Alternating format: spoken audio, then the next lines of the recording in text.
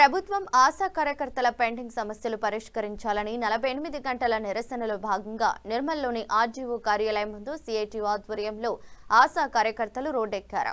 RGO కార్యాలయం ముందు గత జాతీయ రహదారిపై బైఠాయించి ప్రభుత్వానికి వ్యతిరేకంగా నినాదాలు చేశారు.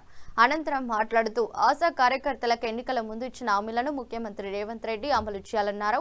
ఆశా కార్యకర్తలు చాలీచాలని వేతనంతో కుటుంబాలు వెళ్లదీస్తున్నారని ఆవేదన వ్యక్తం చేశారు. కార్యకర్తలకు 18,000 వేతనాన్ని అసెంబ్లీ సాక్షిగా ప్రకటించాలని డిమాండ్ చేశారు. లేనట్లయితే రాబోయే రోజుల్లో ఆందోళనలు ఉధృతం చేస్తామని హెచ్చరించారు. ఆశా కార్యకర్తల ఆందోళనతో రోడ్డుకు ఇరువైపులా వాహనాలు నిలిచిపోయాయి.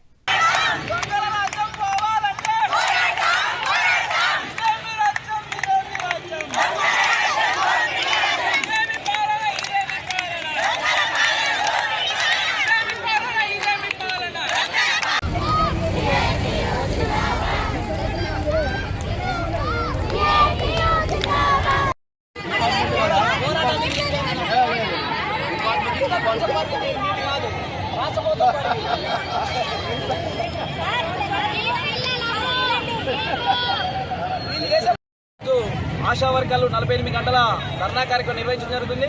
ఇక్కడనే వంట వరకు రాత్రి బస కార్యక్రమం ఇంకా దోమల్లో ఆశా వర్గాలు పడుకోవడం జరిగింది.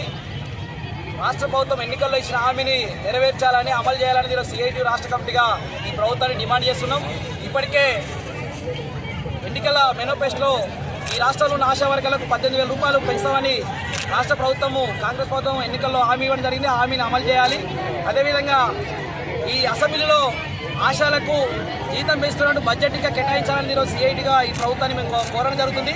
ఇప్పటికే చాలని వేతనంతో 9,700తో ఇలా ఆశా వర్గాలు పారదర్శకంగా ఇలా పనిచేస్తున్నారు. ఫిక్స్డ్ వేతనం లేదు. ఫిక్స్డ్ వేతనం 18,000 రూపాయలు కేటాయించాలి. ఉద్యోగ భద్రత కల్పించాలి.